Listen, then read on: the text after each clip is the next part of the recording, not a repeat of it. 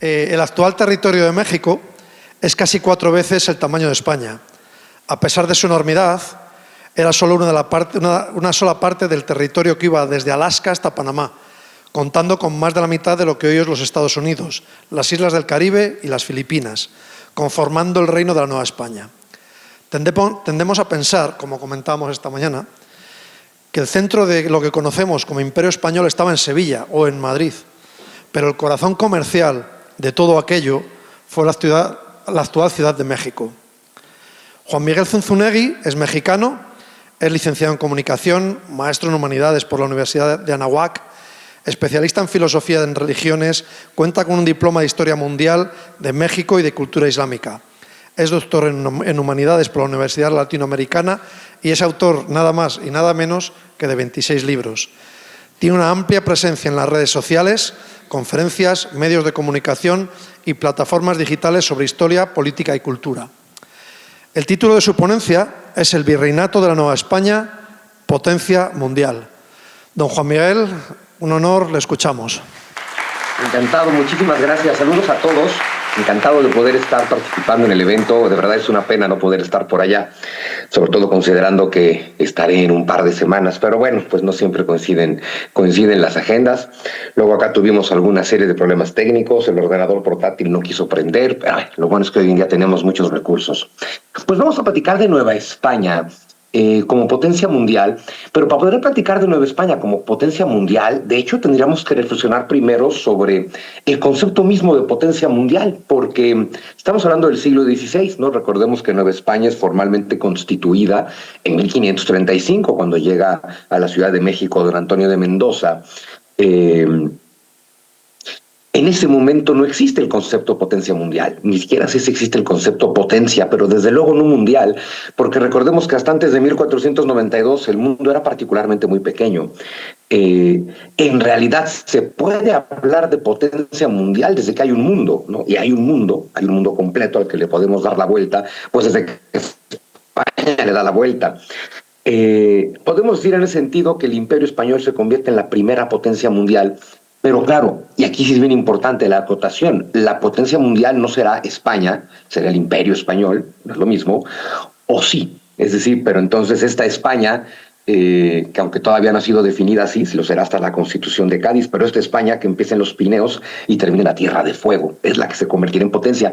Pero en realidad sí hubo un momento en el que el centro económico, particularmente, bueno, sí, económico, monetario, en gran medida político del imperio, estuvo en la Ciudad de México.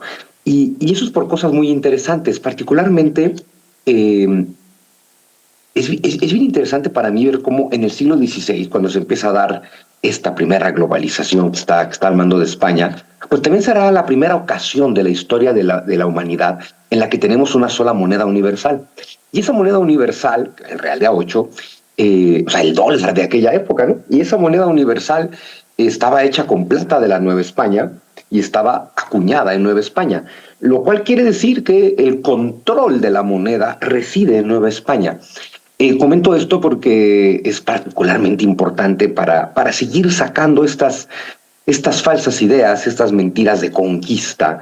En ningún momento permites que el país al que has conquistado sea el que lleve la economía. ¿Sí? Entonces, si la economía se lleva desde la Ciudad de México, es porque se entiende que hay una sola unidad.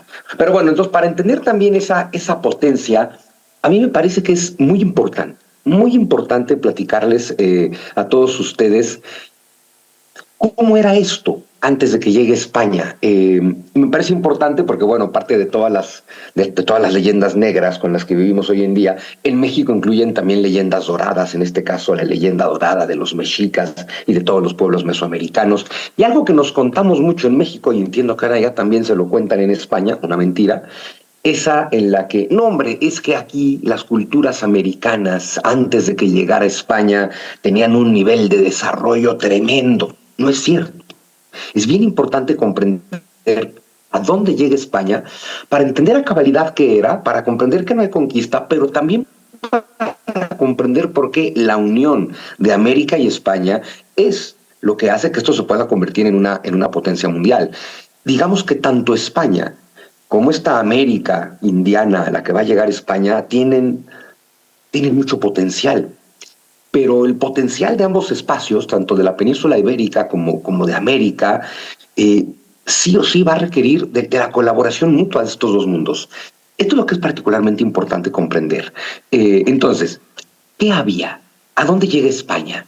Lo primero que tienen que saber de este lugar al que hoy se llama Mesoamérica, donde llega España, a las Indias, es que si bien en las Indias había civilización, hoy en día le llamamos civilización mesoamericana, a ver, lo que jamás hubo en esta Mesoamérica fue una historia con continuidad. Jamás hubo continuidad. ¿A qué me refiero? Piensen en Roma. A ver, Roma es una ciudad que ha sido invadida, ha sido saqueada, que incluso ha sido abandonada, pero la gente luego regresa. Roma sigue estando ahí. Roma está ahí desde el siglo VIII, antes de la era cristiana, e independientemente de cuántas veces caiga, pues Roma ahí está. Si te vienes aquí a Mesoamérica, hay una palabra que define perfectamente a la llamada civilización mesoamericana. La palabra es colapso.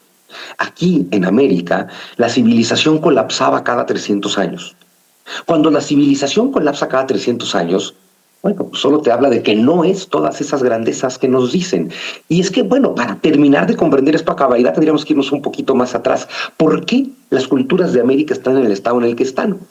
Bueno, tiene que ver con vicisitudes fascinantes de la historia, ¿no? Cómo el simple hecho de que la humanidad haya comenzado su marcha, su dispersión por este planeta durante la era de hielo, donde los mares tenían otras profundidades y los continentes otros contornos, y como bien sabemos, algunos hombres atraviesan por lo que hoy es el estrecho de Bering, y así viene la población de América. Algunos tal vez también navegando por la Polinesia, pero el tema es que una vez que termina la edad de hielo hace 15.000 años, un grupo relativamente pequeño de seres humanos ha quedado aislado del resto del mundo en el continente americano. Esa cuestión es fundamental. Si ustedes se concentran en la gran masa eurasiática, resulta que desde lo que hoy es China hasta lo que hoy es España, tienes una franja de territorio que es perfectamente recorrible y que es recorrida desde las rutas neolíticas que hoy llamamos rutas de la seda. Los seres humanos se mueven, pero claro, estamos hablando de que toda Eurasia está no solamente en el mismo hemisferio norte, en la misma latitud, tiene las mismas condiciones climáticas en términos generales, la misma cantidad de horas de sol al día, viven en las mismas estaciones. ¿Qué significa esto? Que todas las culturas que se desarrollan desde China hasta la península ibérica se mezclan entre sí, tienen contacto. Entonces intercambian armas, intercambian guerras, intercambian cultura, filosofía, religiones, bacterias, intercambian todo. Y eso hace que la cultura crezca mucho más rápido. Ahora, bueno, además que hay mucha gente, ahora ven con un puñado de seres humanos que han quedado aislados en el continente americano. Uf. Y luego, para colmo, el continente americano es de norte a sur, la orientación totalmente completa a la que tiene Eurasia. ¿A qué nos lleva esto? A que vamos a ver seres humanos en el norte de América, lo que hoy es Estados Unidos. Vamos a ver seres humanos en el centro de lo que hoy es México, el Anáhuac, la llamada Mesoamérica, en el mundo maya. Y vamos a ver seres humanos en la zona de los Andes. Y entonces es bien importante comprender esto. Todos los grupos de América están aislados del resto del mundo, pero además están aislados entre sí. No es que los grupos de Norteamérica tengan contacto con Mesoamérica, que a su vez casi no tiene contacto con el mundo maya, y todos juntos, desde luego, no tienen contacto con el mundo andino. Y si tuvieran contacto, o sea, si supieran de la existencia del otro, que no lo saben, no podrían migrar, porque esta orientación sur a norte que tiene América, pues hace que en una parte sea hemisferio norte, en otro hemisferio sur, tienes diferentes estaciones, diferentes climas, diferentes horas de sol al día, lo que se da en un lugar no se da en el otro, la migración es simplemente imposible. Esto nos lleva a que América vivió en el aislamiento del resto del mundo y entre sí. No hay forma de que eso se desarrolle rápido. Por eso cuando llega España, lo que se encuentra es la edad de piedra. Eso hay que entenderlo con todas sus palabras.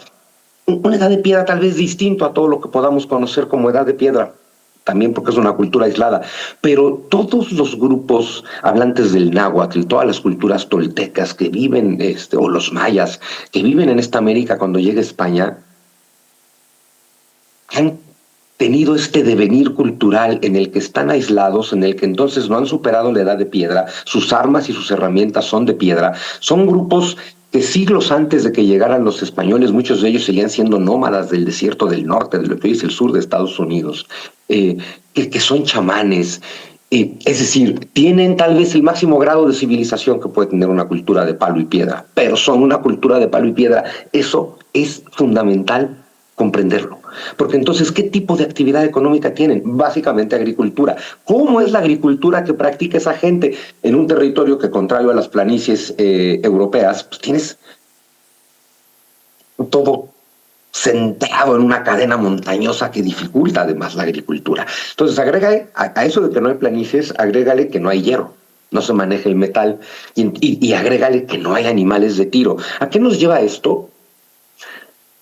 Que la agricultura se practica con un palo, una herramienta a la que la llaman coa, un palo al que le sacas punta y es irlo enterrando en la tierra para echar semillas, tapar y hacer otro hoyo. La agricultura con coa pues te da para alimentar a muy poca gente. En ese sentido, y aquí comienzan las revoluciones que van a hacer de Nueva España una potencia mundial, la mayor revolución que trajeron los españoles a América, uno podría pensar que si el cristianismo, que si el entramado legal, que si el concepto de que todos somos personas, todo eso por supuesto que es revolucionario, pero el arado y la yunta de bueyes, el arado y la yunta de bueyes es la máxima revolución que va a traer España a América, y eso es importante saberlo para entender de verdad la distancia tecnológica que existe entre España y la América a la que llegan. Algo que siempre comento, después de que Hernán Cortés logra unir a todos los pueblos indígenas de América en contra de sus opresores, ¿no? Los aztecas o mexicas. Recordar también esto: no hay conquista desde el momento en el que todos se unen a Hernán Cortés. Todos los pueblos de América se unen a Hernán Cortés para todos juntos derrotar a los mexicas, y los derrotan. Son los malos de esta historia, son los opresores, los que llevan 100 años haciendo sacrificios humanos. Y sin embargo, esta Tenochtitlan que cae ante 100,000 guerreros, 100,000 guerreros tomaron Tenochtitlan, de los cuales solamente 1,000 son españoles.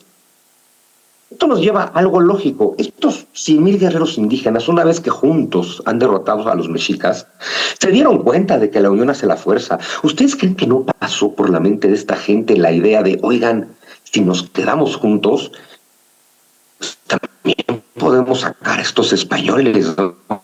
Digo, nos sirvieron para derrotar a los mexicas, pero no sabemos quiénes son. Y seguro les pasó por la mente, y seguro lo discutieron, pero no lo hicieron.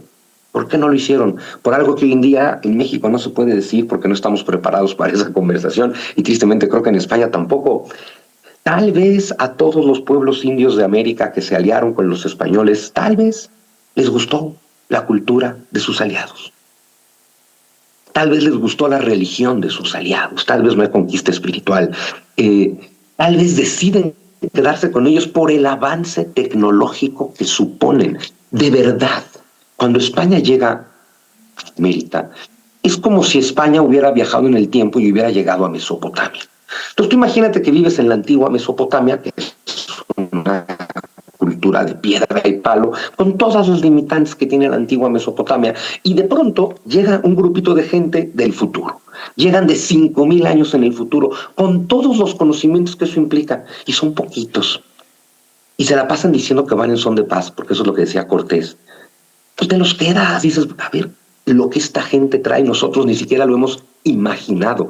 Eso es lo que está pasando cuando España llega a América. Lo que esta gente trae es algo que los pueblos de América no han siquiera imaginado. Les decía, es una civilización protagonizada por el colapso. En México, que sí estudiamos mucho en teoría, las culturas que llamamos curiosamente prehispánicas, a ver, lo puedes ver, ¿no? Teotihuacán, pues sí, Teotihuacán, una gran urbe, y empiezan a construir en el 100 antes de Cristo, para el 200 antes de Cristo estaban terminadas las pirámides, para el 400 está en su apogeo, para el 500 ya no existe. Y esa es la historia de cada ciudad. A Montalbán, en los valles centrales de Oaxaca, pues le empiezan a construir por ahí del primer siglo de la era cristiana, está en su mejor momento para el siglo IV, para el sexto ya no existe. Y así con cada, y te puedes ir al mundo maya, y te puedes ir a cualquier espacio mesoamericano, desde el 3000 antes de Cristo, que empieza la cultura olmeca, hasta 1521, que Hernán Cortés toma Tenochtitlan, y es exactamente la misma historia. Ciudades que surgen, tienen un auge muy rápido, una etapa constructiva muy rápida, un auge muy rápido, y colapsan. Y colapsan porque son saqueadas, invadidas, devastadas, o porque destruyen el ecosistema. También contra la leyenda de que aquí todos eran ecologistas, ¿no? Cuando en una civilización todo colapsa, esa civilización está destinada al fracaso. Ahora que se pone mucho de moda, ¿no? Hacer la historia con el hubiera, y en México no dejamos de preguntarnos qué hubiera pasado si no hubieran llegado los españoles.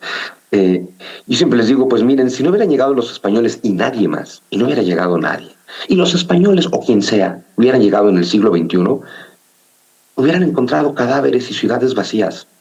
Esta civilización estaba destinada al colapso. Esto que acabo de decir me trae a todos los enemigos posibles en este país. Es lo más políticamente incorrecto. Esto no se debe de decir, pero es la verdad. Esta civilización estaba destinada al colapso. Ahora, ¿qué pasa en este territorio más allá de esta civilización? La cantidad de recursos que hay en este territorio es tremenda, es brutal.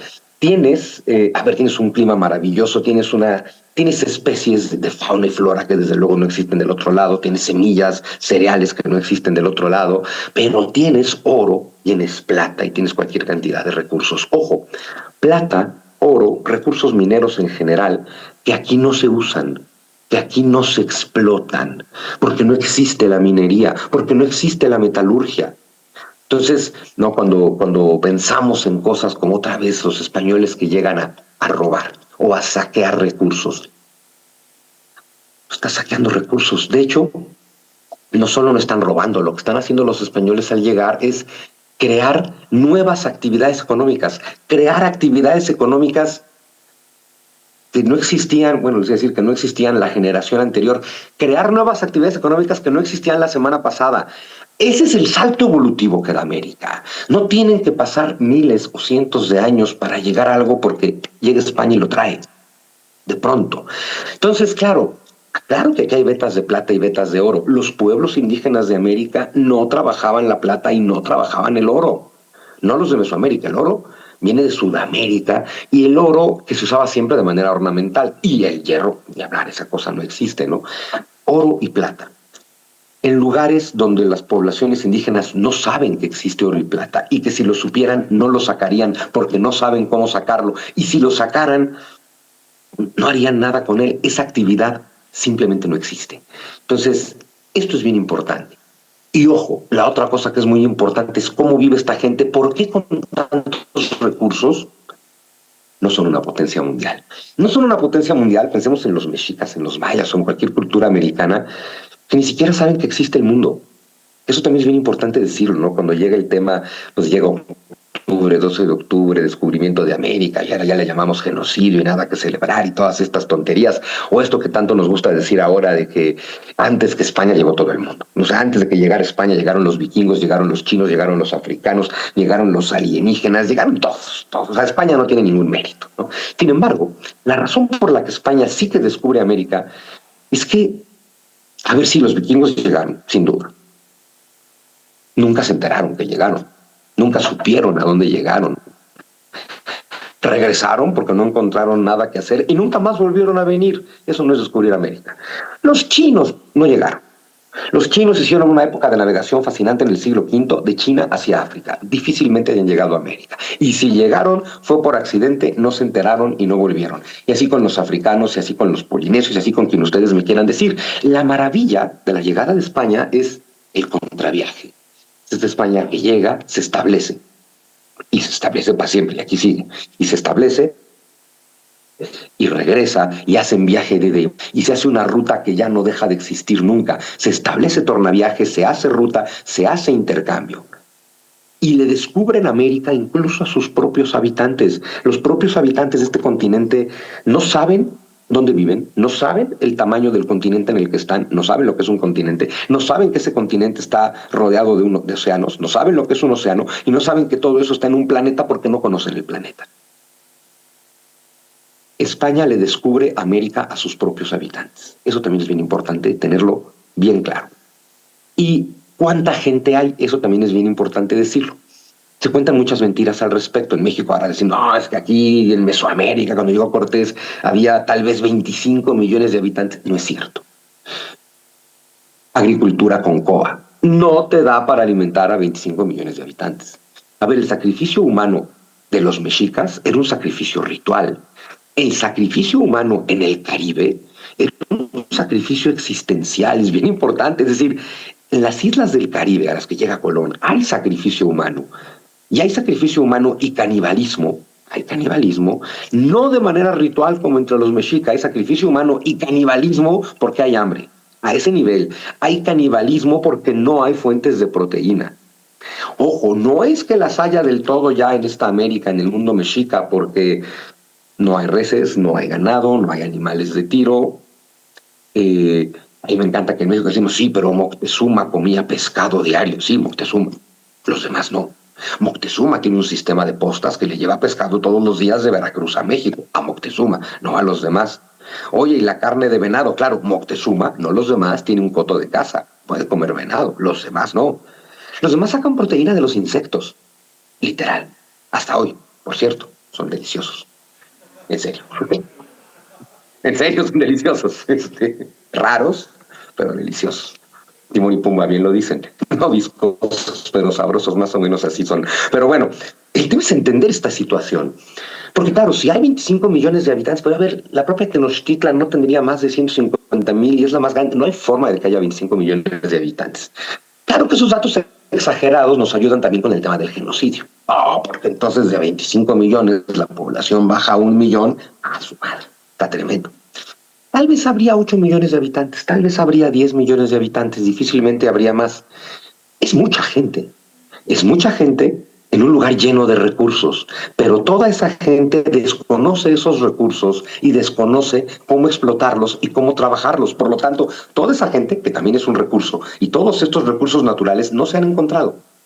Ahora, claro, llega España, inevitablemente, porque es la historia bacteriológica de la humanidad, pues llegan enfermedades desconocidas de este lado.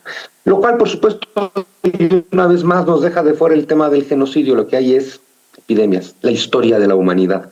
Siempre es bien importante recordar que en cuanto llegó España, llegó la viruela, y en cuanto llegó la viruela, España hizo hospitales. A ver, de verdad también es muy importante recordar eso. En cuanto llegó España, llegó la viruela, era inevitable. Y en cuanto llegó la viruela, España trajo... Eso era como curar la viruela. Pero, en fin, si sabían, pues, hay que aislarlos, y hay que curar las fiestas. Pero lo más importante es, la intención es que aquí la gente no muera, ¿no?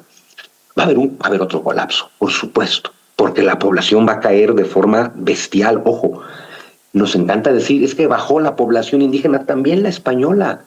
Claro, es que el 99% de la población en 1530 es indígena. Claro que mueren más indios que españoles en las epidemias de viruela. Porque imagínense esto, para 1531, 10 años después de la caída de Tenochtitlan, 1531, en Tenochtitlan, caída de Tenochtitlan, había 400 españoles aquí. 400. Bueno, ya como 1000, porque llegaron algunos con Pánfilo de Narváez y demás. 1000. Entender que 1000 personas conquistan algo es ridículo. Y luego no es que ya caída Tenochtitlan la gente en España se agarrará a patadas por venir para acá. Porque ¿a qué vas? O sea, es decir, el puerto de Veracruz es un lugar donde es difícil vivir hoy. Es un lugar donde es difícil no enfermarte hoy. O sea, es complicadísimo. A ver, es curioso, Cortés llega a Veracruz, funda la ciudad de Veracruz. Yo en México lo cotorreo mucho. Veracruz tiene dos grandes momentos, el siglo XVI, en la que Hernán Cortés la funda, y el siglo XIX, en la que Porfirio Díaz la construye. Porque Veracruz era un acta notariada, es todo lo que era. Es una ficción legal. La primera gran ciudad, en realidad, es la ciudad de Puebla, 1531. Pero bueno, entonces, y se quiere quedar en Veracruz, y no hay nada que hacer en Veracruz. Y la Ciudad de México, Tenochtitlan, está habitada por indígenas. Y los conquistadores, que ya se aprendieron a llevar bien con ellos, lucharon codo a codo con ellos, se salvaron la vida los unos a los otros en muchas batallas. Pero el español de España, que no luchó estas batallas junto a los indios contra los mexicas, no se lleva tan bien con ellos. La Ciudad de México no les gusta. Entonces por eso fundan una nueva ciudad, la ciudad de Puebla, en el reino de Tlaxcala, los aliados de España. Y es bueno, una ciudad para españoles, para que los españoles vengan, ¿no? Para 1531, que ya hay ciudad de Puebla. En Nueva España, que todavía no se llama así oficialmente, será hasta el 35, hay 10,000 españoles. 10,000 españoles y 7 millones de indios. Otra vez hablar de conquista es una ridiculez. Para 1556, cuando está abdicando don Carlos en don Felipe, pues habrá 20,000 españoles aquí y millones de indios.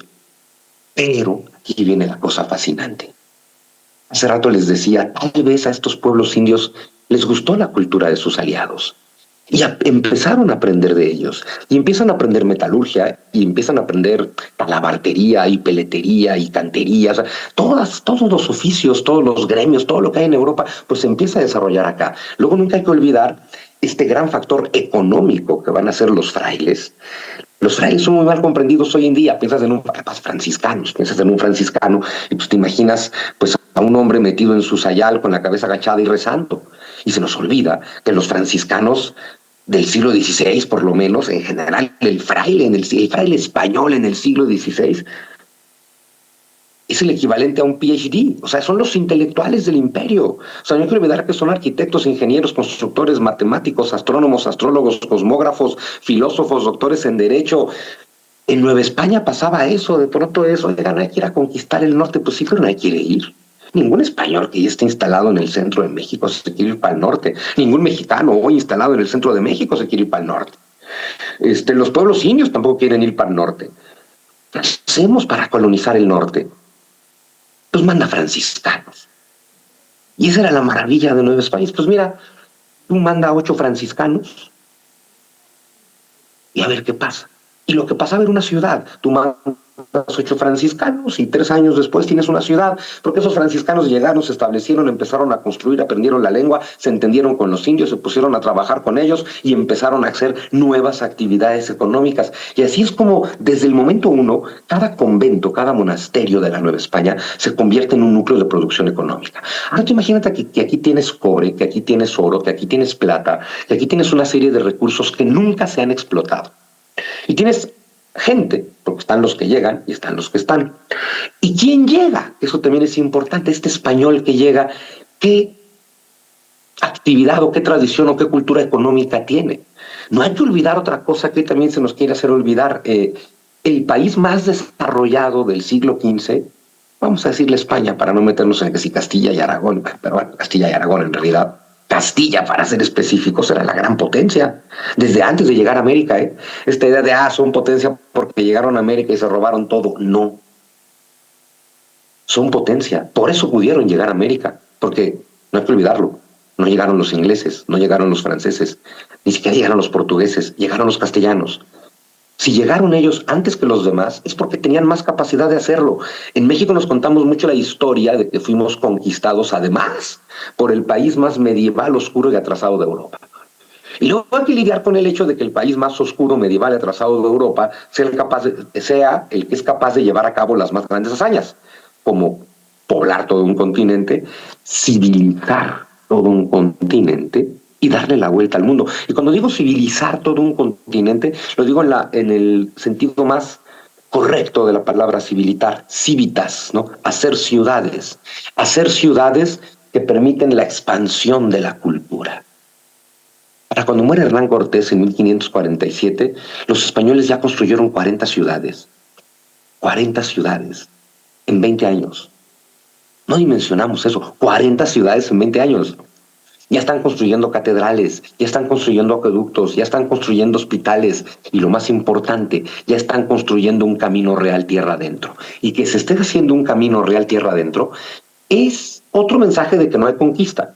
No esta conquista de saqueo como la que hacen los ingleses, donde sería, mira, nos quedamos con los puertos, aquí saqueamos recursos, aquí hacemos comercio y nos regresamos a la metrópoli. No, aquí es gente que se queda y hace caminos tierra adentro, en su casa, en su hogar, en su país, tierra adentro. Y porque tierra adentro y hacia el norte, por supuesto, están las vetas de plata y están las vetas de oro. El español que llega, ¿qué actividades económicas practica? Muchísimas, es fascinante. En el sur, la actividad económica fundamental es el comercio. Un poco por cultura árabe, un poco por cultura judía, un poco por los puertos, desde luego, el comercio. Entonces tienes una Castilla con una amplia actividad comercial. ¿Qué necesitas para que es una tradición, una actividad comercial de pronto te catapulte a ser potencia? Básicamente tener muchas más cosas que vender. Y eso es lo que va a tener Castilla en cuanto llegan a América y desde América a las Filipinas y por lo tanto a Asia. Lo que ahora tienen es, ojo, no es una época industrial, no es una época de la manufactura, sino de conseguir y vender. Pero esta España, esta Castilla, que tiene tradición comercial, ahora lo que tiene es 20 20 veces más o 100 veces más producto para comerciar. Eso solo te puede mandar para arriba la economía. Tienes, conforme vas subiendo hacia el norte de España, pues ya pasas por toda esta zona extremeña, no hay que olvidar que Cortés es extremeño y todos sus hombres también, donde pues, los extremeños lo que quieren son tierras. Los extremeños se dedican al campo, se dedican a la ganadería, se dedican a la agricultura. Allí está la gran revolución de la yunta de bueyes y el arado. Lo que llega entonces a América, por un lado es una tradición comercial que se encuentra con muchísimas más cosas que comerciar. Luego llega una tradición campirana que se encuentra con grandes campos y una tradición campirana que se encuentra con que aquí no hay animales, o sea, hay que traer animales de tiro, traer cerdos, primero los de tiro, traer reses, pues, y luego traer ganado en general, traer ganado bovino, traer cerdos, traer vacas.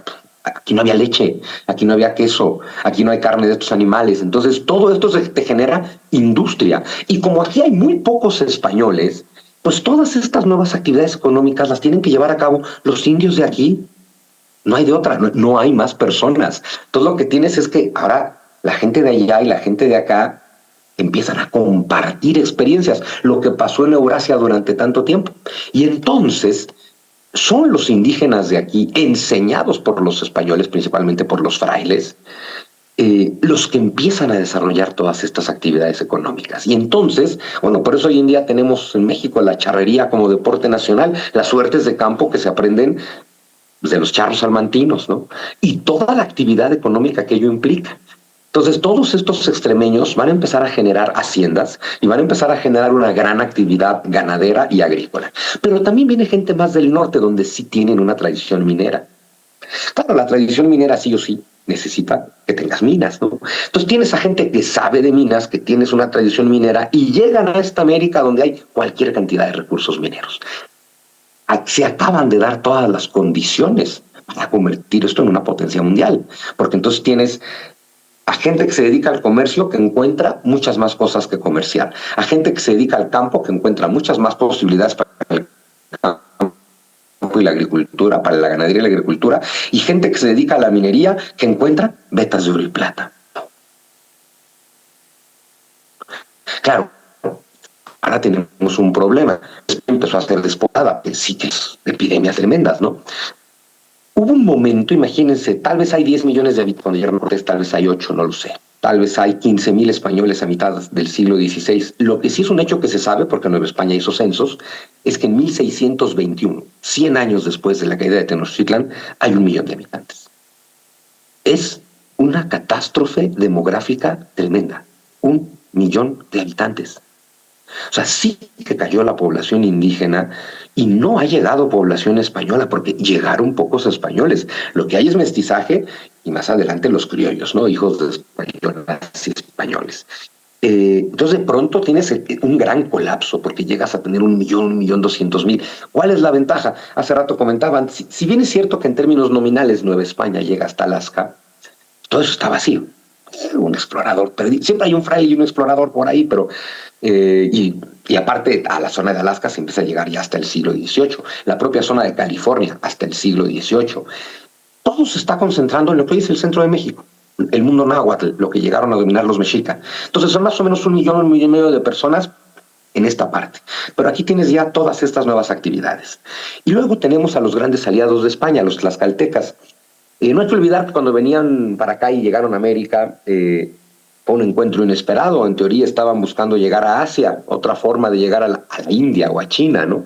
Y eso no se ha salido de la mente de los españoles. Entonces, si bien ya dominamos Nueva España, igual queremos llegar a las Filipinas y no encuentran cómo pasar. El estrecho de Magallanes está muy al sur, no hay forma de pasar al Océano Pacífico. Y bueno, finalmente, Vasco Núñez de Balboa, que descubre el Océano Pacífico atravesando Panamá desde 1513, Hernán Cortés, que es el primero que empieza a mandar expediciones a las Filipinas desde Nueva España. Esas expediciones nunca regresan. Sí llegan a Filipinas, nos enteramos después, pero nunca encontraron cómo regresar. Pero en 1556 viene la expedición fundamental, Andrés de Urdaneta y Miguel López Legazpi, desde los puertos de Nueva España en el Pacífico, el puerto de San Blas, el puerto de Acapulco, salen a la conquista de las Filipinas. ¿Quién conquista Filipinas? Urdaneta y Legazpi, no, los 5.000 tlaxcaltecas que van con ellos. Entonces es un ejército de tlaxcaltecas el que va a luchar por conquistar Filipinas. Y entonces, otra vez es esta cosa fascinante donde indios tlaxcaltecas en barcos españoles conquistando las Filipinas para la casa de Austria. Eso sí que es una globalización, ¿no? Y claro, una vez que ellos llegan a Filipinas y logran hacer este tornaviaje, ahí comienza la globalización. Porque entonces ya tenemos toda una ruta que viene de España al puerto de Veracruz. Esto ya es una ruta que se hace y ya hay comercio y ya hay actividad comercial. Una vez que desde los puertos del Pacífico de Nueva España se llega a las Filipinas, se va a establecer la ruta comercial más importante del mundo en aquel tiempo, la llamada, bueno, en México le llamábamos, curiosamente, le seguimos llamando la Nao de China. Y digo, es curioso porque los barcos que hacían esa ruta no eran naos y nunca llegaron a China, pero en México le decimos la Nao de China, porque en Nueva España todo lo que viniera del Océano Pacífico venía de China. O sea, aquí no nos poníamos, oye, que si Indonesia, que si la India, que si... Todo es China. Todo lo que llega por el Pacífico es chino. Entonces, le decíamos la Nao de China. En Manila, donde se anclaba, le decían el galeón de Acapulco, porque salía desde el puerto de Acapulco, y entiendo que en España le dicen el galeón de Manila. Y es justo lo que era, un galeón que anclaba en Manila. Pero el galeón de Manila, que no es un barco, son varios, es una ruta comercial que sale de Acapulco, tarda 3 meses más o menos en llegar a las Filipinas, ancla en Filipinas 4 o 5 meses para hacer comercio por toda la zona del Asia-Pacífico y regresa a Nueva España en un viaje que se puede llevar 4 meses, ¿no? Pero claro, se establece un comercio fascinante porque ahora sí, y aquí es donde Nueva España se convierte en el centro. Tienes España de un lado, tienes Filipinas del otro. Ahí está el medio mundo que llega a abarcar el Imperio Español. Y al centro del Imperio Español tienes la Ciudad de México, donde se acuña la moneda con la plata que se extrae aquí, donde se hacen todos los papeleos comerciales, donde están los consulados de comercio, donde se administra toda esta globalización, todo este comercio, y desde donde, por supuesto, se manda a España el famosísimo Quinto Real, que luego también en México, ves como si hay conquista, había que mandar el Quinto Real.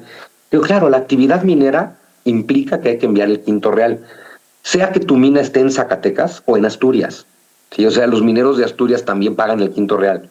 Los mineros de Zacatecas o los mineros del Potosí en Bolivia pues también pagan el Quinto Real. Cabe señalar que en América ese Quinto Real regresaba en forma de escuelas, particularmente universidades, hospitales, colegios, acueductos. Entonces el Quinto Real está regresando porque es la corona española la que patrocina todo esto. ¿Por qué la corona española patrocina universidades y colegios y hospitales para los indios? Porque los monarcas españoles son buenísimos, porque son católicos, porque tienen altos valores. Seguramente no, porque les conviene, porque no son tontos. Necesitas gente. Esto es un país donde además los indígenas, desde antes de que los conozcan, desde antes de que lleguen a propiamente América y siguen en el Caribe, que Isabel la Católica ya los ha asumido como súbditos, cosa que después hará también Carlos, y que justo los acuerdos a los que llegan estos pueblos indios aquí en Nueva España con la corona española es declararse vasallos de la corona, es decir, integrarse a toda la estructura económica, política, social de la corona. Hoy en día declararse vasallo es una frase que puede sonar, no sé, difícil de comprender. En su momento significa incorporarte a la estructura de la corona. Significa que estos pueblos indios de acá son súbditos y por lo tanto tienen derechos y por lo tanto tienen obligaciones. Y esos derechos y obligaciones están por escrito, están claros. Hay cosas que sí se pueden hacer y cosas que no se pueden hacer.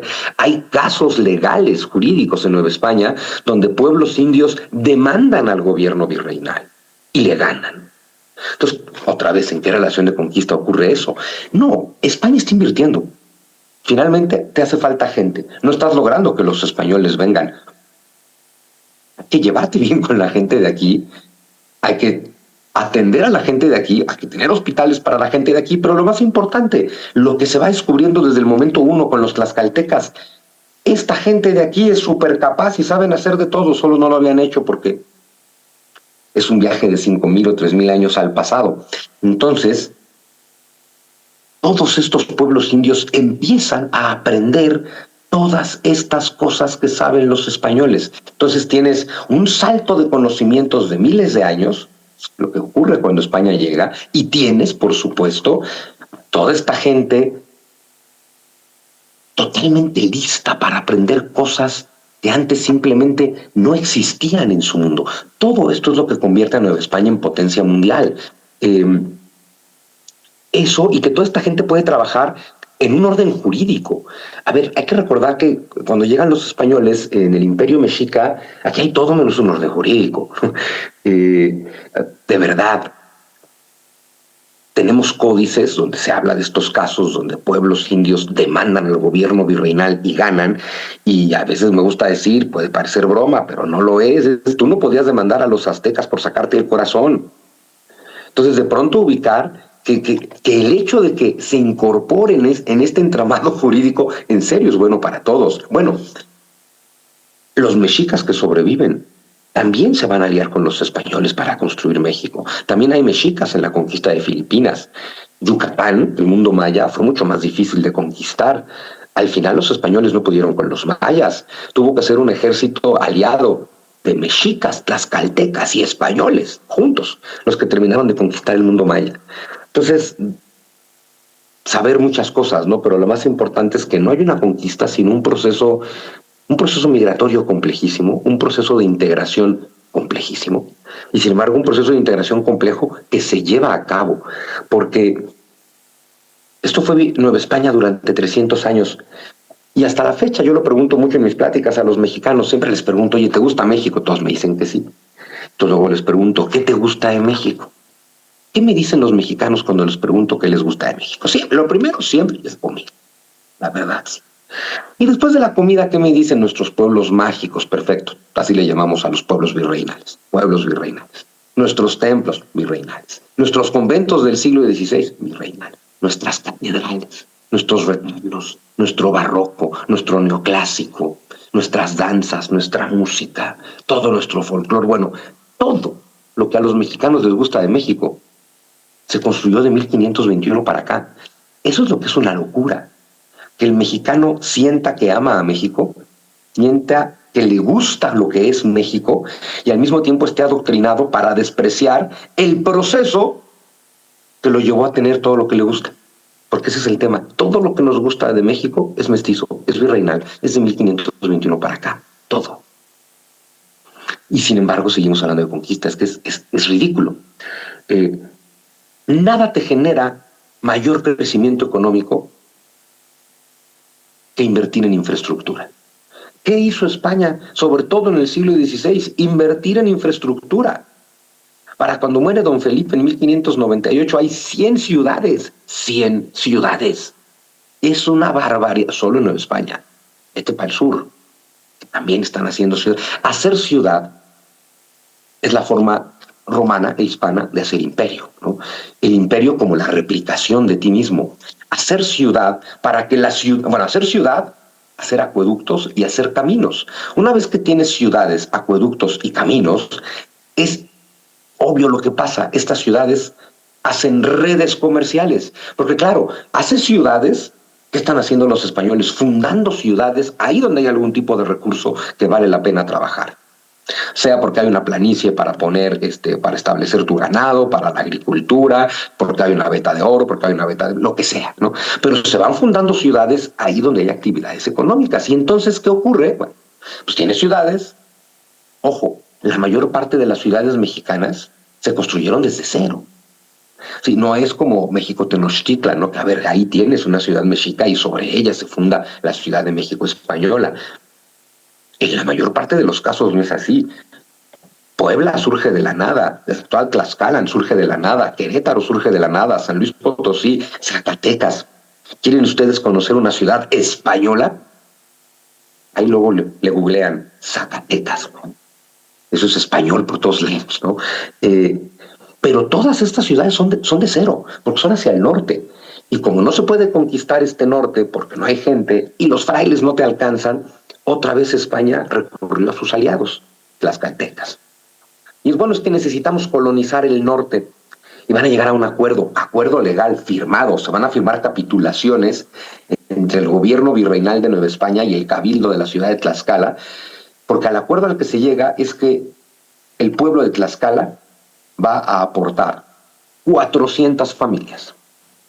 400 familias que van a hacer una gran migración hacia el norte para ir estableciéndose en diferentes puntos y fundar ciudades. La mitad de las ciudades de lo que hoy es el norte de México la fundaron los tlaxcaltecas. Ese territorio que hoy es el sur de Estados Unidos, que a los mexicanos nos encanta quejarnos de que nos lo robaron los gringos, pues fue parte de México porque lo conquistaron los españoles y los tlaxcaltecas, ¿no? Pero entonces, claro, españoles, tlaxcaltecas, otomís, otros pueblos del centro de Mesoamérica, van juntos y con acuerdos y firmando capitulaciones, van fundando ciudades.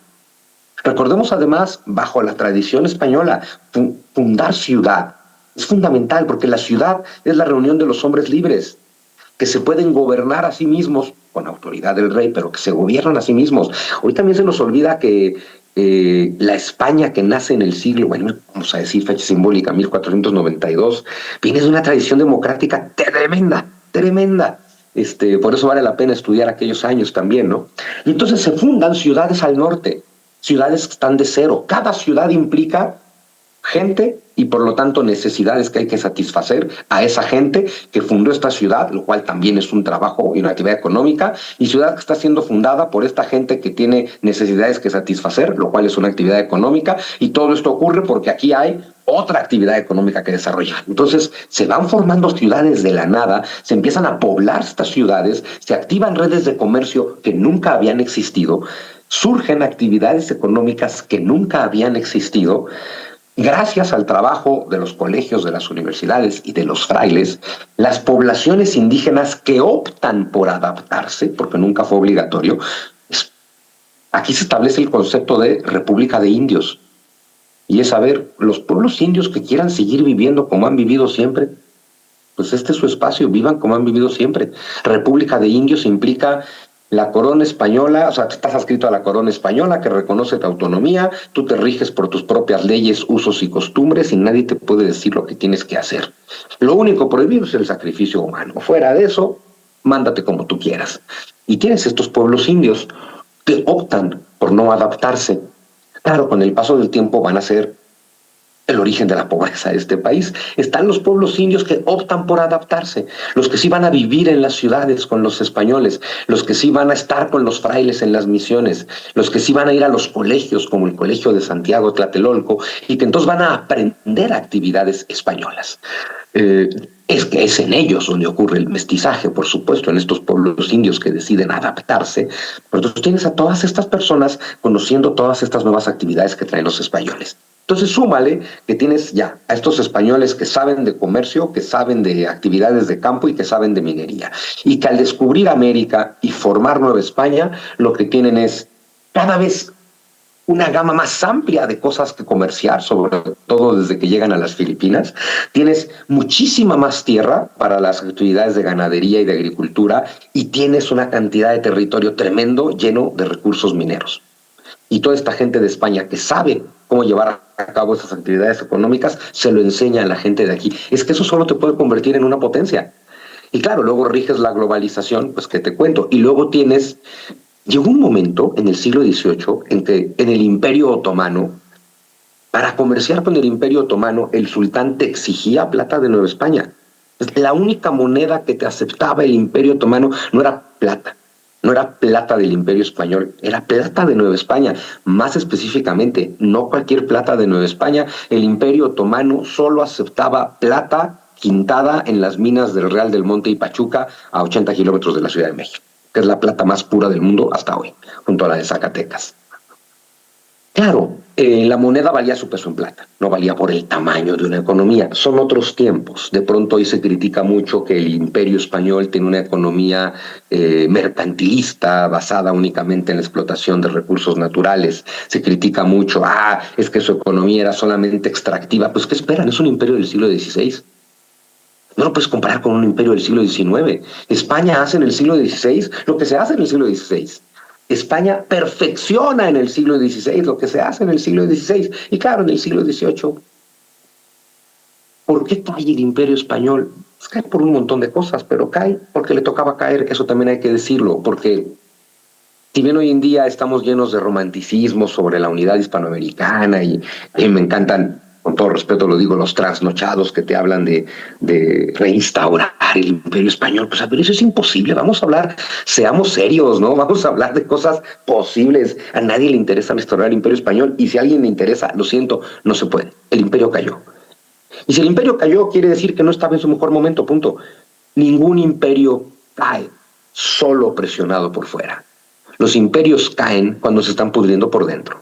Y el imperio español, del cambio del siglo XVIII al XIX, se estaba pudriendo. Por muchísimas cosas. Porque está empezando una era industrial que ciertamente España no va a saber ver. Por algo lógico, a ver, es imposible ver el futuro. España es la potencia mundial. Tiene la mina de oro más grande del mundo, se llama América. Eres rico, puedes comprar lo que quieras.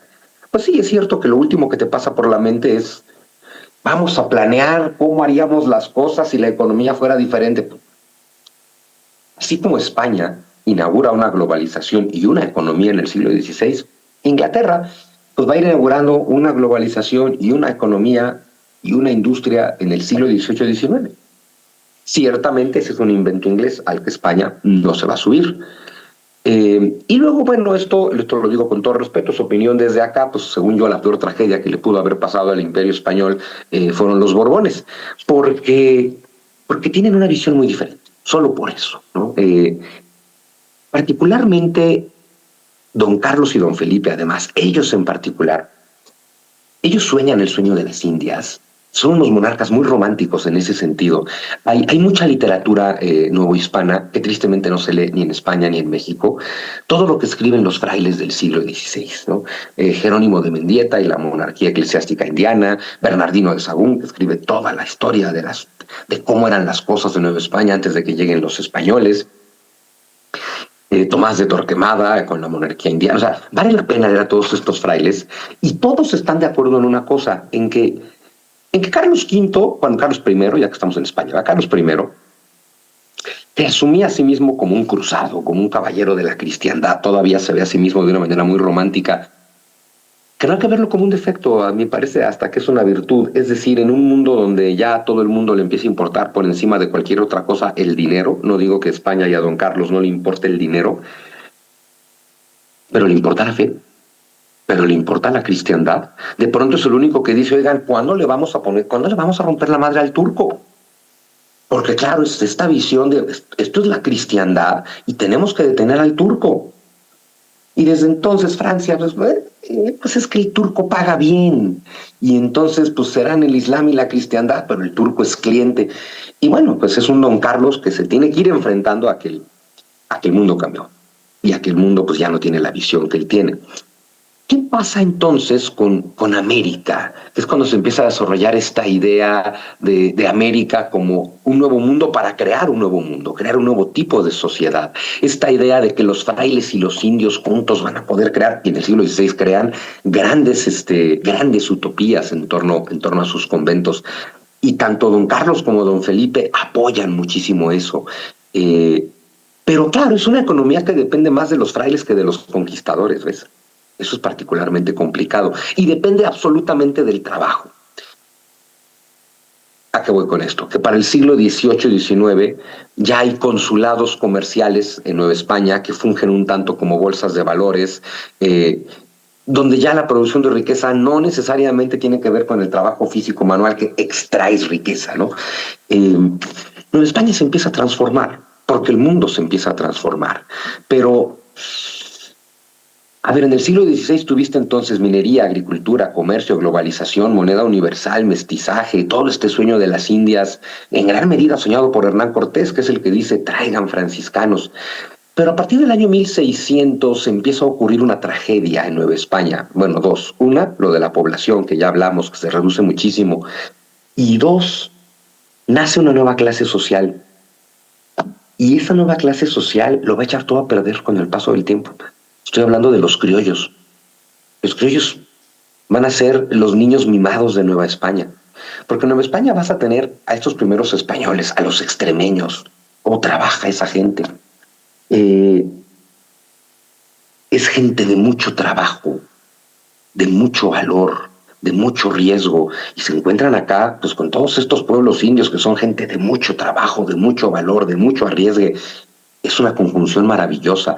Y estos españoles, estos castellanos o extremeños, Hernán Cortés y su gente, se van a aprender a llevar con estos indios. Bueno, se van a casar con estas mujeres, van a tener hijos con ellas, tendremos mestizos. Estos mestizos van a ser una de la gran parte de la fuerza laboral de Nueva España. Pero conforme se van formando estas nuevas ciudades, como Puebla, como Tlaxcala, como Querétaro, y crece la actividad económica y las oportunidades en Nueva España, empiezan a llegar de pronto más españoles y empiezan a llegar, fenómeno que no había ocurrido antes, españolas. Porque claro, llegaban españoles, hombres, pues se casan con las indias de aquí, pues sí, pero ahora empiezan a llegar españolas. Y eso hace, bueno, pues que de pronto se empiecen a casar aquí españoles con españolas y tienen españolitos. Esos son los criollos. Estos criollos nunca entendieron nada. Les comentaba hace rato, finalmente esta primera generación de conquistadores pelearon codo a codo con los indios. Se salvaron la vida los unos a los otros, se aprendieron a querer, se aprendieron a respetar, se hicieron amigos, hubo relaciones. Los españoles que empiezan a llegar en el año 1600 no ven a los indios como los veía la primera generación de españoles que llegó. Estos primeros españoles, la primera y segunda generación de conquistadores, ¿no? La generación de Cortés y sus hombres y los hijos de esta generación, tienen esta magnífica relación con los pueblos indios que el criollo del siglo XVII y el español que llega en el siglo XVII no va a tener. Y se empieza el fenómeno de ver al indio y decir, verlo con cierto desprecio. Claro, tú no luchaste codo a codo con él, tú no derrotaste a los mexicas junto con él, tú no tomaste Tenochtitlan junto con él, tú ya nada más llegaste a una Nueva España que generaciones anteriores ya construyeron y ya te dejaron echada a andar, y tú ya nada más llegas a la comodidad. A ver, estos son los criollos que en el siglo XIX le van a comprar el pleito a los ingleses y hay que separar el imperio español. Era inevitable, hay que decir, insisto, que si el imperio hubiera funcionado a la perfección en el cambio del siglo XVIII al XIX, no hubiera caído. Y bueno, agrégale Napoleón, pues eso dificulta las cosas, pero por encima de Napoleón y que las cosas cambian con el tiempo, pues agrégale a Fernando VII. Y pues ya, una vez que llegas a Fernando VII, el imperio español, pues no podía hacer otra cosa más que caer, básicamente. Y aún así, todo el siglo XVIII, ya con los Borbón, Nueva España sigue siendo una gran potencia. Lo que va a cambiar es la relación, porque va a seguir siendo potencia porque la postura de los Borbón es mucho más francesa, es mucho más absolutista, es mucho más centralizadora. Los Borbón quieren más control de América, porque los Habsburgo, a ver, bajo el dominio Habsburgo, los virreinatos americanos son reinos independientes, punto. Es el reino de la Nueva España. Y el reino del Perú y el reino de la Plata funcionan como reinos independientes. Y eso a los Borbón no les gusta. Los Borbón se concentran en que en España es la europea. Y que entonces las finanzas de América son para sanear España. Entonces, claro, que llevan a cabo una serie de reformas, las famosas reformas borbónicas, reformas en todo, en lo político, en lo jurídico, en lo económico, la expulsión de los jesuitas de todo el imperio español, que eso acá en Nueva España en particular va a ser como la gota que derrama el vaso. Pero lo que vas a ver, muy similar a lo que pasa en Norteamérica, es que la corona española de los Borbón va a intentar reacomodar el imperio, le quita poder a los virreyes, los virreinatos se dividen en intendencias, se centraliza la economía, se le quitan muchas facultades a los gobiernos en América, se cambia el quinto real por el tercio real, se sobreexplota la minería, se suben impuestos en los consulados comerciales y claro, económicamente hablando, Nueva España está mejor que nunca, pero la riqueza de Nueva España en el siglo XVIII ahora sí se empieza a ir a España.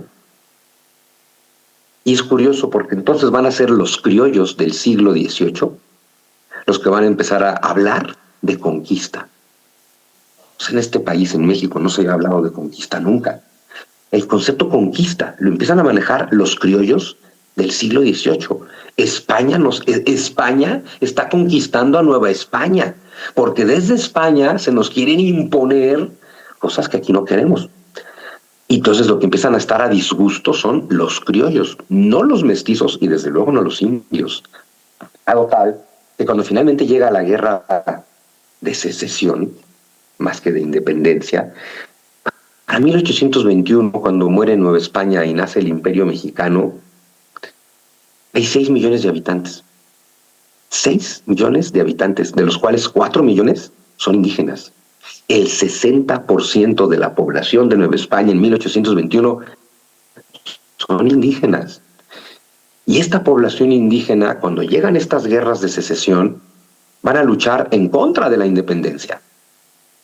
Entonces, es un dato que también vale la pena tener, ¿no?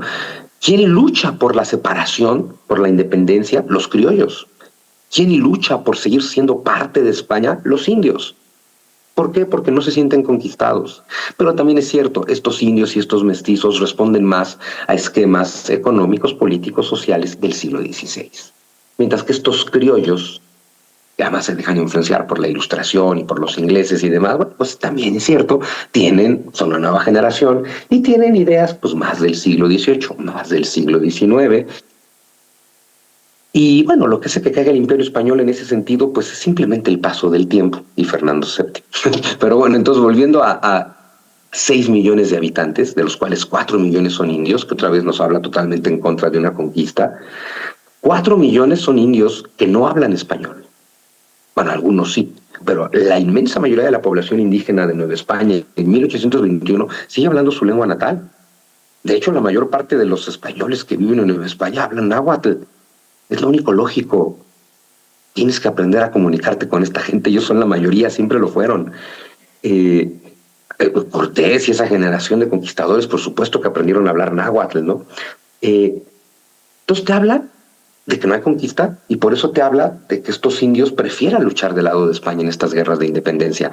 Pero bueno, llegar a 1821 para decir que, uno, este dato de la población, que me parece importante, pero la cosa más importante es que a pesar de la crisis del siglo XVIII, y la crisis me refiero a que el dinero, la riqueza sí que se genera en Nueva España, pero ahora sí se va mucho más riqueza a España, porque esta es la dinámica de los Borbón. Y a pesar de todo, para 1821, Nueva España sigue siendo uno de los reinos más poderosos y ricos del planeta. China, la India, el Imperio Otomano y Nueva España. Claro, ¿qué tienen en común los 4 que acabo de mencionar? Los 4 cayeron. Porque los 4 corresponden economías del pasado. Eso también es verdad, a economías extractivas, a economías de recursos. Ciertamente no se supo subirse al tren de la modernidad, pues no, porque ese tren lo inventaron los ingleses, pues sí, también, ni modo, así es la vida. Pero para 1821, bueno, vamos a decir, para 1816, ¿por qué digo 16? Porque en México nos decimos que la guerra de independencia comenzó en 1810. Desde 1808, con lo de Napoleón, empieza a haber temas, ¿no? Miguel Hidalgo, 1810. Pero Miguel Hidalgo estuvo levantado en armas 4 meses. 4 meses. Se levanta en armas en septiembre de 1810 y es derrotado en enero de 1811. Se sumó a esta guerra de independencia José María Morelos, que él estuvo levantado en armas 5 años. Es fusilado el 22 de diciembre de 1815. Morelos, durante 5 años, organiza una buena resistencia contra este gobierno español.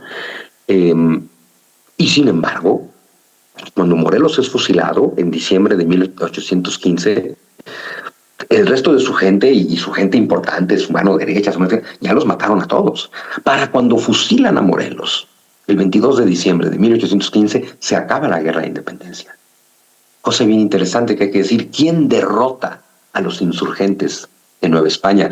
¿Quién derrota al más peligroso de los insurgentes, que es José María Morelos? Un criollo, Agustín de Iturbide, el que 6 años después va a llevar a cabo la independencia.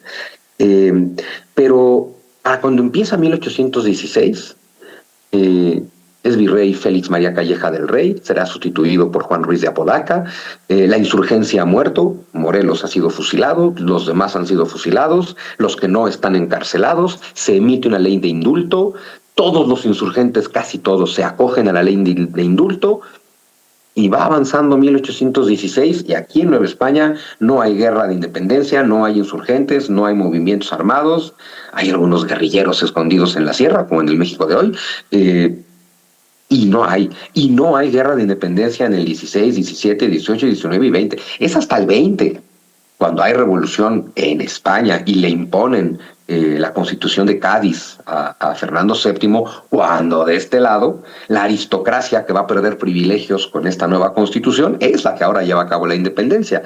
Con lo cual Al final, la secesión de Nueva España es una traición de la aristocracia criolla de Nueva España. Eso también fue así, pero bueno, para cuando pasa eso, esto sigue siendo uno de los 4 reinos más ricos del mundo. En 1821 hay 6 millones de habitantes, el 60% son indios, y este es uno de los 4 reinos más ricos del mundo. 20 años después, ese México ya perdió más de la mitad de su territorio y es uno de los países más pobres del mundo. Y empieza, por supuesto, entonces la leyenda de, pues es que todo tiene que ser culpa de España, sino de quién. Cuando dices, bueno, pero de hecho, mientras esto fue España, esto fue potencia mundial. Dejamos de serlo cuando dejamos de ser España. Y así nos podemos ir punto por punto, porque en México, que nos encantan los cuentos de hadas, ya sabes, ay, ojalá nosotros fuéramos la potencia mundial. Pues ya lo fuimos. Y ojalá nosotros fuéramos la moneda universal, ya lo fuimos. Y ojalá nosotros fuéramos la piedra en el zapato de los gringos y no su patio trasero, ya lo fuimos. Es que todo eso ya pasó, todo eso ya lo fuimos y todo eso lo perdimos. Porque España no conquistó países nunca. España conquistó un territorio perdido 3000 años en el tiempo y construyó un imperio. Y gracias a que se construye ese imperio durante 300 años, que todos los rincones de ese imperio van a ser ricos, también hay que decirlo, la Ciudad de México por encima de todos, pero bueno, Buenos Aires y Lima, que les cuento el nivel de riqueza que había en Buenos Aires y en Lima, ¿no? Entonces, todo esto ya era potencia mundial. No eran países que fueron conquistados, ¿no? España no conquistó Chile, no conquistó Argentina, no conquistó Bolivia, no conquistó Venezuela, no conquistó Colombia. Por lo tanto, pues también no hay independencia de Argentina, ni independencia de Chile, ni independencia de Venezuela, ni independencia de Colombia.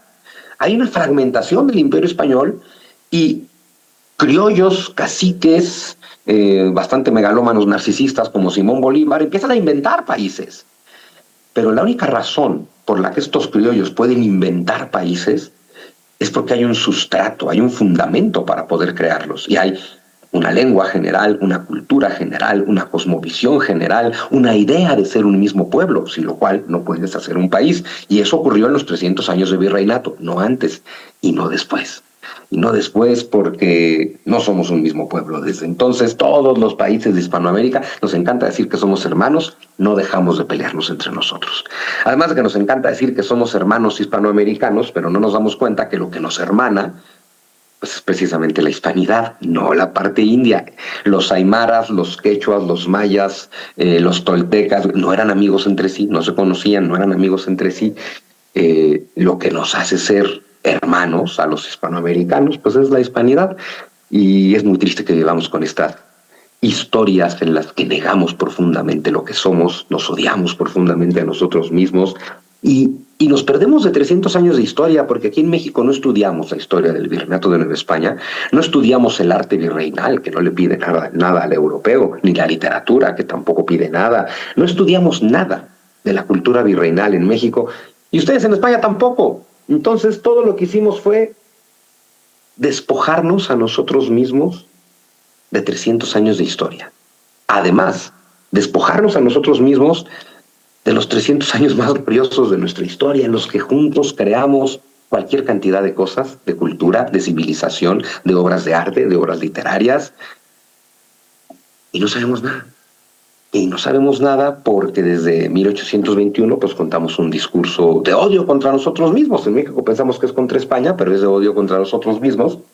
Extrañamos mucho haber sido potencia, lo fuimos. Nos quejamos de que los gringos nos hayan robado territorio, fue nuestro porque fue Nueva España. Y se nos olvida entonces lo más importante, ¿no? Preguntarnos si el Estados Unidos, que nace formalmente en 1783, le hubiera podido robar ese territorio al Imperio Español. Y probablemente no. Pero por eso el proyecto de Inglaterra y después de Estados Unidos es fomentar estas secesiones, fomentar la fragmentación del Imperio Español para entonces poder empezar a quedarse con sus territorios y con sus recursos. México es el mejor ejemplo de eso. 20 años después de nacer, de separarse de España, ya perdió 60% de su territorio y ya está arruinado económicamente, porque aunque cuando terminamos de ser Imperio Español, esto era potencia mundial. ¿Potencia mundial a qué nivel? En Nueva España, el jornal diario, lo que gana un jornalero ahí en el campo, ¿no? De los trabajos peor pagados, alcanza para 2 kilos de carne al día. El jornalero promedio de Nueva España, con su salario diario, puede comprar 2 kilos de carne. Eso no pasa hoy, ni en México ni en España. Esto era un reino próspero, muy próspero. Perdimos esa prosperidad, perdimos ese territorio, perdimos esos recursos, porque para eso nos convencieron ingleses y norteamericanos de secesionarnos para poder quedarse con lo que era nuestro, que es justo lo que hicieron, y es entonces cuando dejamos de ser potencia, eso no nos gusta, es cuando dejamos de ser ricos, eso no nos gusta, es cuando empezó nuestra decadencia, hablo de México, eso no nos gusta, y lo que sí nos gusta es echarle la culpa a España, pero fuimos potencia durante 250 años. La nao de China zarpó por última vez del puerto de Acapulco a finales de 1813. Ya no ancló de regreso en 1814. José María Morelos tomó el puerto de Acapulco y los barcos nunca volvieron a llegar, y una ruta comercial de 250 años simplemente desapareció. Y el centro de un imperio que le daba la vuelta al mundo por barco, que era Nueva España, se convierte en un México sin barcos y sin tradición marítima. Y esa Nueva España, donde el jornal diario alcanza para 2 kilos de carne y es potencia mundial y es rico y próspero, y ni siquiera existe el concepto de deuda externa, porque cuando dominas medio planeta, ¿con quién te vas a endeudar? Pues es todo entre nosotros, ¿no? Y el México que nace endeudado con Inglaterra y con Estados Unidos, debiendo 7 pesos por cada peso prestado. Y entonces, claro, ingleses y norteamericanos nos convencen de la secesión, nos imponen una deuda, nos cobran 7 pesos por cada peso prestado.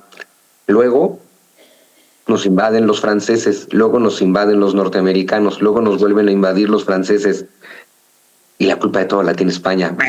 Es que es fascinante en ese sentido la historia de México.